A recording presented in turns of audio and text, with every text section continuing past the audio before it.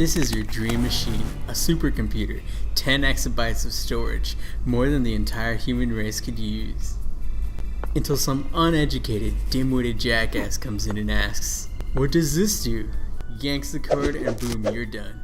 All 10 of those exabytes become null and void. But what could you do to avoid this horrible situation?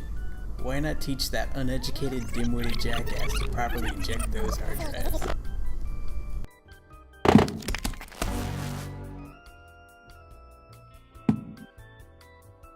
Let's start at the base level. What happens when a hard drive gets removed the wrong way? All the platters smack together and the read and write heads grind into them, physically causing damage to your hard drives. If you want to do it the right way, you have to eject it first. Try right-clicking the hard drives and pressing on that beautiful eject button. Then you're safe to pull out your hard drives. No worries.